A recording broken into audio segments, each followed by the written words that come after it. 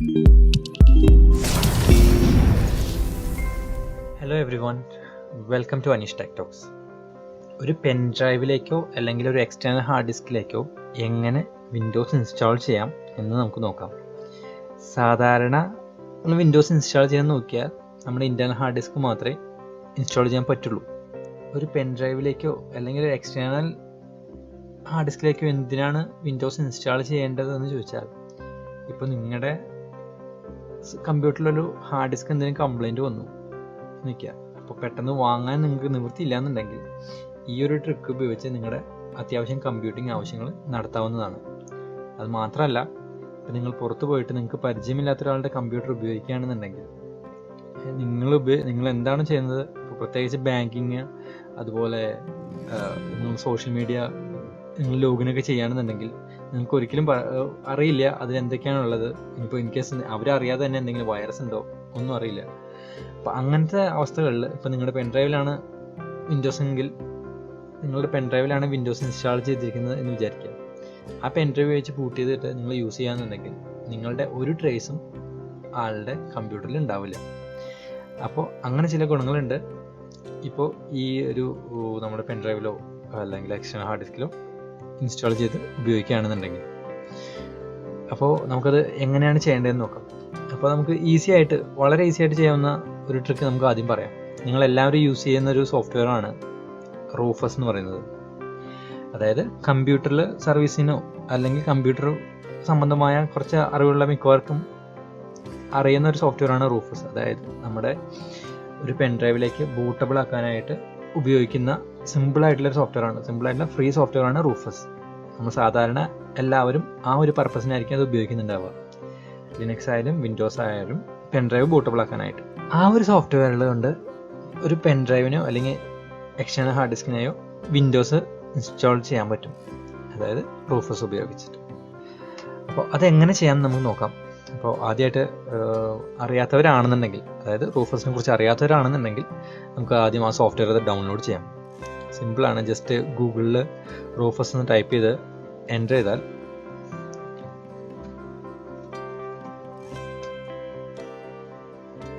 First link തന്നെ Rufus download ചെയ്യാനുള്ള സൈറ്റാണ് വരിക. അപ്പോൾ നമുക്ക് ലേറ്റസ്റ്റ് തന്നെ ഡൗൺലോഡ് ചെയ്യാം. എൻ്റെ കയ്യിൽ ഓൾറെഡി ഉണ്ട്. നിങ്ങൾക്ക് വേണ്ടി ഞാൻ ആദ്യം നമുക്കൊന്നുകൂടി ഡൗൺലോഡ് ചെയ്യാം.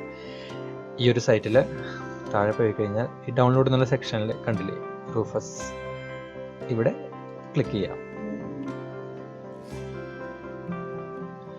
നമുക്ക് ഡൗൺലോഡ്സിൽ ഇത് ഓൾറെഡി ഞാൻ ഡൗൺലോഡ് ചെയ്തിട്ടുണ്ട്, കണ്ടില്ലേ. നിങ്ങൾക്ക് വേണ്ടി ഒന്നുകൂടെ ഡൗൺലോഡ് ചെയ്യാം. ഓക്കെ, അപ്പോൾ നമ്മുടെ സോഫ്റ്റ്വെയർ ഡൗൺലോഡ് ആയിട്ടുണ്ട്, റൂഫസ് ഡൗൺലോഡ് ആയിട്ടുണ്ട്. നമുക്കിത് ഓപ്പൺ ചെയ്യാം. ഓക്കെ, ഇതാണ് നമ്മുടെ റൂഫസിൻ്റെ യൂസർ ഇൻ്റർഫേസ്. ഇനി ഇവിടെ നമുക്ക് ഡിവൈസ് സെറ്റ് ചെയ്യാം. പെൻ ഡ്രൈവ് ഞാൻ കണക്ട് ചെയ്യാം. ഓക്കെ, ഇപ്പോൾ ഇവിടെ പെൻ ഡ്രൈവ് ഡിറ്റക്ട് ചെയ്തിട്ടുണ്ട്. ഇനി നമ്മൾ ചെയ്യേണ്ടതെന്ന് വെച്ച് കഴിഞ്ഞാൽ നമ്മുടെ വിൻഡോസ്, ഇതിൽ റൂഫസിൽ വിൻഡോസ് 8ഓ വിൻഡോസ് 10ഓ മാത്രമാണ് സപ്പോർട്ട് ചെയ്യുള്ളൂ. അപ്പോൾ അതിൽ നമുക്ക് വിൻഡോസ് 10ൻ്റെയോ 8ൻ്റെയോ ISO ഇമേജ് ഇവിടെ ക്ലിക്ക് ചെയ്ത് സെലക്ട് ചെയ്യാം. ഞാൻ വിൻഡോസ് 10ൻ്റെ ഇമേജ് ഞാനിവിടെ സെലക്ട് ചെയ്തിട്ടുണ്ട്. ഇപ്പോൾ അതിൻ്റെ താഴെയായിട്ടൊരു ഓപ്ഷൻ കണ്ടില്ലേ, ഇമേജ് ഓപ്ഷൻ എന്ന് പറയുന്നത്. ഇവിടെ സ്റ്റാൻഡേർഡ് വിൻഡോസ് ഇൻസ്റ്റലേഷൻ എന്നുള്ളവിടെ ക്ലിക്ക് ചെയ്ത് കഴിഞ്ഞാൽ വിൻഡോസ് ടു ഗോ എന്നൊരു ഓപ്ഷൻ കണ്ടില്ലേ, ഇത് സെലക്ട് ചെയ്യുക. നമ്മുടെ ഇൻസ്റ്റാൾ, അതായത് പെൻഡ്രൈവിൽ ഇൻസ്റ്റാൾ ചെയ്ത പോലെയാണ് ഫയൽ കോപ്പി ആവുക. നമുക്കിവിടെ വേണമെന്നുണ്ടെങ്കിൽ GPT സെലക്ട് ചെയ്യാം, അല്ലെങ്കിൽ MBR സെലക്ട് ചെയ്യാം. വിൻഡോസ് 10 ആണെന്നുണ്ടെങ്കിൽ ഇപ്പോൾ വരുന്ന മിക്കവാറും എല്ലാ മദർ ബോർഡും GPT, അതായത് UEFI സപ്പോർട്ട് ചെയ്യുന്നതാണ്. അപ്പോൾ നമുക്ക് GPT സെലക്ട് ചെയ്തുകൊണ്ട് പ്രശ്നമൊന്നും വരുന്നില്ല. ജസ്റ്റ് സ്റ്റാർട്ട് ക്ലിക്ക് ചെയ്ത് കഴിഞ്ഞാൽ നമുക്ക് സ്റ്റാർട്ട് ക്ലിക്ക് ചെയ്ത് വെയിറ്റ് ചെയ്യാം. കുറച്ച് സമയം എടുക്കും ഇത് കംപ്ലീറ്റ് ആവാനായിട്ട്. ഇതല്ലേ, ഇതിപ്പോൾ ക്ലിക്ക് ചെയ്ത് കഴിഞ്ഞപ്പോൾ നമ്മുടെ ഞാൻ സെലക്ട് ചെയ്ത ഇമേജ് എന്ന് പറയുന്നത് 64 ബിറ്റ് ഓപ്പറേറ്റിംഗ് സിസ്റ്റവും 30 ബിറ്റ് ഓപ്പറേറ്റിംഗ് സിസ്റ്റവും ഉള്ളതാണ്. അപ്പം ഞാൻ ഇപ്പോൾ 64 തന്നെ സെലക്ട് ചെയ്തിട്ട് ഓക്കെ കൊടുക്കുകയാണ്. അപ്പോൾ അടുത്ത ഓപ്ഷൻ വന്നു. ഇതിൽ നിങ്ങൾക്ക് ഏത് വിൻഡോസിൻ്റെ വേർഷനാണ് വേണ്ടതെന്ന് ചോദിച്ചിട്ട്. അപ്പോൾ അതിലായിട്ട് ഇപ്പോൾ തൽക്കാലം വിൻഡോസ് ഹോം തന്നെ കൊടുക്കാം. ഇതിൽ ഏത് വേണമെങ്കിലും സെലക്ട് ചെയ്ത് ഇൻസ്റ്റാൾ ചെയ്യാവുന്നതാണ്. അപ്പോൾ തൽക്കാലം ഞാൻ വിൻഡോസ് ഹോം കൊടുക്കുകയാണ്. ഓക്കെ കൊടുക്കാം. അപ്പോൾ അടുത്ത വാർണിംഗ് വരും, നമ്മുടെ പെൻഡ്രൈവിലുള്ള എല്ലാ ഡാറ്റയും ഡിലീറ്റ് ആവുമെന്ന് വെച്ചിട്ട്. ജസ്റ്റ് ഓക്കെ കൊടുക്കാം. ഇനി ഇത് കുറച്ച് സമയം എടുക്കും കംപ്ലീറ്റ് ആവാനായിട്ട്. അപ്പോൾ ഇത് കംപ്ലീറ്റ് ആവണേ നമുക്ക് വെയിറ്റ് ചെയ്യാം. അത് കഴിഞ്ഞിട്ട് നമുക്ക് അടുത്ത മെത്തേഡ് ഞാൻ കാണിച്ചു തരാം. എക്സ്റ്റേണൽ ഹാർഡ് ഡിസ്കിൽ നമുക്ക് ഡാറ്റ ഒന്നും പോവാതെ തന്നെ എങ്ങനെ ഇൻസ്റ്റാൾ ചെയ്യാം എന്നും കൂടെ കാണിച്ചു തരാം. ഓക്കെ, നമുക്ക് വെയിറ്റ് ചെയ്യാം.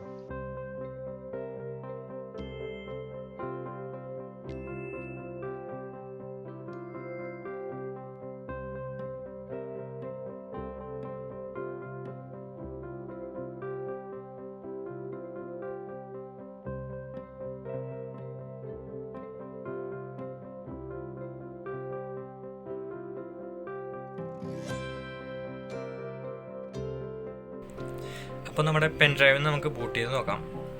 നമ്മൾ റൂഫസ് വഴി ഇപ്പോൾ ഓൾറെഡി വിൻഡോസ് 10 ഇൻസ്റ്റാൾ ചെയ്തല്ലോ. നമുക്ക് പെൻ ഡ്രൈവിൽ നിന്ന് ബൂട്ട് ചെയ്ത് നോക്കാം. നമ്മൾ GPT വഴിയാണ്, GPT മോഡിലാണ് ഇൻസ്റ്റാൾ ചെയ്തത്. അപ്പോൾ USB hard drive UEFI SanDisk എന്ന മോഡിൽ നമുക്ക് എൻ്റർ ചെയ്യാം. ബൂട്ട് ആവുണ്ടോ നോക്കാം.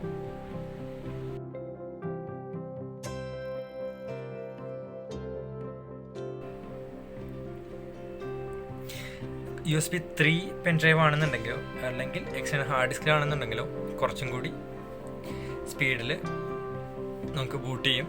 അതുപോലെ അത്യാവശ്യം കാര്യങ്ങൾ ചെയ്യാൻ പറ്റും. ഇതിപ്പോൾ USB 2 ആണെങ്കിലും നമുക്ക് കുറച്ച് സ്ലോ ആയി കൂടി നമ്മുടെ കാര്യങ്ങൾ നടക്കും. നമുക്ക് കുറച്ച് യൂസബിളായിട്ട്, അതായത് നമുക്ക് ബാക്കിയുള്ള കാര്യങ്ങളും ഇൻ്റർനെറ്റൊക്കെ കുറച്ചും കൂടി സ്മൂത്തായിട്ട് വർക്ക് ചെയ്യണമെന്നുണ്ടെങ്കിൽ USB 3 അല്ലെങ്കിൽ USB 3 എക്സ്റ്റേണൽ ഹാർഡ് ഡിസ്കോ ആവുന്നതാണ് കുറച്ചും കൂടി ബെറ്റർ ആവും.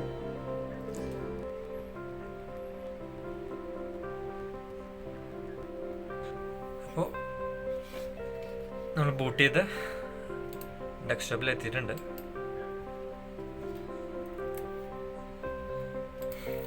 നമുക്ക് ബാക്കിയുള്ള കാര്യങ്ങളെല്ലാം ചെയ്യാം. നമ്മുടെ പെൻഡ്രൈവിൻ്റെ സ്പീഡ് അനുസരിച്ച് എല്ലാ കാര്യങ്ങളും ഇതിൽ നടക്കുന്നതാണ്. ഇനി നമുക്ക് അടുത്ത മോഡ്, നമ്മൾ ഡാറ്റയിൽ നിന്ന് പോവാതെ പെൻഡ്രൈവിലോ അല്ലെങ്കിൽ എക്സ്റ്റേണൽ ഹാർഡ് ഡിസ്കിലോ എങ്ങനെ ചെയ്യാമെന്ന് നമുക്ക് നോക്കാം. ഓക്കെ, അപ്പോൾ റൂഫസ് വെച്ചിട്ട് എങ്ങനെയാണ് ഇൻസ്റ്റാൾ ചെയ്യേണ്ടത് നമുക്ക് മനസ്സിലായില്ലേ.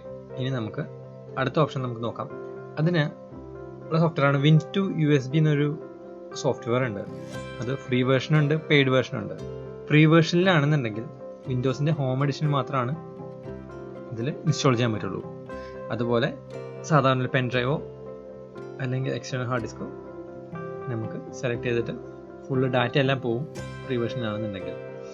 ഇതിൻ്റെ പെയ്ഡ് വേർഷൻ ആണെന്നുണ്ടെങ്കിൽ നമുക്ക് എന്താ ഗുണമെന്ന് വെച്ചാൽ, നമ്മുടെ എക്സ്റ്റേണൽ ഹാർഡ് ഡിസ്കിലാണ് നിങ്ങൾ ചെയ്യാൻ ഉദ്ദേശിക്കുന്നതെങ്കിൽ അല്ലെങ്കിൽ പെൻ ഡ്രൈവിൽ 2-3 പാർട്ടീഷൻ ഉണ്ടെങ്കിലും നമുക്ക് ഇഷ്ടമുള്ള പാർട്ടീഷനിൽ നമുക്ക് ഇൻസ്റ്റാൾ ചെയ്യാം, ഡാറ്റ ഒന്നും പോവാതെ തന്നെ.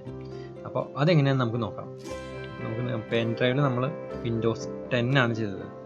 അപ്പോൾ ഇതിൽ നമുക്ക് Windows 7 ചെയ്യാൻ നോക്കാം. ഓക്കെ, അപ്പോൾ അതിൽ നമുക്ക് ഇതാണ് സോഫ്റ്റ്വെയറിൻ്റെ ഇൻ്റർഫേസ് ഓപ്പണായി വരിക. ഇത് ഡൗൺലോഡ് ചെയ്യാനുള്ള ലിങ്ക് ഞാൻ ഡിസ്ക്രിപ്ഷനിൽ ഇടാം, അത് ഡൗൺലോഡ് ചെയ്തോളൂ. ഓക്കെ, അപ്പോൾ ഇത് ചെയ്യാനായിട്ട് നമുക്കിവിടെ ബ്രൗസ് ചെയ്യാം. ഇമേജ് ഫയൽ ആദ്യം സെലക്ട് ചെയ്യാം. ഇതിൽ റൂഫസിലാണ് നമ്മൾ സെലക്ട് ചെയ്ത് നെക്സ്റ്റ് അടിക്കുമ്പോഴാണ് ഏത് വേർഷനാണ് വേണ്ടതെന്നുള്ള ഓപ്ഷൻ വരിക. ഇതിൽ നമുക്ക് ഇമേജ് സെലക്ട് ചെയ്താൽ തന്നെ ആ ഇമേജിൽ ഏതൊക്കെ വേർഷൻ നമുക്ക് ഇൻസ്റ്റാൾ ചെയ്യാനുള്ള ഓപ്ഷൻ ഉണ്ട്. അപ്പോൾ തൽക്കാലം നമുക്ക് ഹോം പേജിൽ സെലക്ട് ചെയ്തിട്ട് നെക്സ്റ്റ് അടിക്കാം. ഇവിടെ നമുക്ക് ഡിസ്ക് സെലക്ട് ചെയ്യാം. ഇപ്പോൾ ഈ ഒരു ഓപ്ഷനിലാണ്, അതായത് ഇപ്പോൾ ഇങ്ങനെ നിൽക്കുന്ന അവസ്ഥയിലാണ് നിങ്ങൾ പെൻഡ്രൈവ് അല്ലെങ്കിൽ ഹാർഡ് ഡിസ്കോ കണക്ട് ചെയ്യുന്നതെങ്കിൽ നമുക്കിവിടെ ഈ റിഫ്രഷ് എന്നുള്ള ബട്ടൺ ക്ലിക്ക് ചെയ്ത് കഴിഞ്ഞാൽ നമ്മുടെ ഹാർഡ് ഡിസ്ക് പുതിയതായിട്ടുള്ളതാണ് എങ്കിൽ ഇവിടെ ഡിറ്റക്ട് ചെയ്ത് വരും. എന്നിട്ട് നമുക്കിവിടെ സെലക്ട് ചെയ്തിട്ട് ഇത് എൻ്റെ എക്സ്റ്റേണൽ ഹാർഡ് ഡിസ്ക് ആണ്, ഇവിടെ സെലക്ട് ചെയ്യാം. ഇവിടെ നമുക്ക് ഈ 3-4 ഓപ്ഷൻ ഉണ്ട്. ഇതിൽ ഈ MBR4 BIOS എന്ന് പറയുന്നത് ഓൾഡ്, അതായത് പഴയ ടൈപ്പ് BIOS UEFI സപ്പോർട്ട് ചെയ്യാത്ത ബോർഡിൽ ഇൻസ്റ്റാൾ ചെയ്യാനുള്ള ഓപ്ഷനാണ്. ഇത് GPT മാത്രമായിട്ടോ അല്ലെങ്കിൽ ഇത് MBR4 BIOS UEFI എന്നുള്ള മോഡലോ, ഇത് ഏത് ഓപ്ഷൻ സെലക്ട് ചെയ്താലും നമ്മുടെ ഡിസ്കിലുള്ള എല്ലാ ഡാറ്റയും പോകും. അതായത് എല്ലാ ഡാറ്റയും പോയിട്ട് റീപാർട്ടിഷൻ ചെയ്ത് അതിലായിരിക്കും ഇൻസ്റ്റാൾ ചെയ്ത് വരിക. ഈ 4ാമത്തെ ഓപ്ഷൻ എന്ന് പറയുന്നത് കീപ് എക്സിസ്റ്റിംഗ് പാർട്ടീഷൻ സ്കീം എന്ന് പറയുന്നത് നമ്മൾ ഡാറ്റ പോവില്ല. അതായത് നമ്മൾ ഏത് പാർട്ടീഷനാണ് സെലക്ട് ചെയ്യുന്നത് ആ പാർട്ടീഷൻ ഫോർമാറ്റ് ചെയ്യാതെ ആയിരിക്കും ഇൻസ്റ്റാൾ ചെയ്യുക.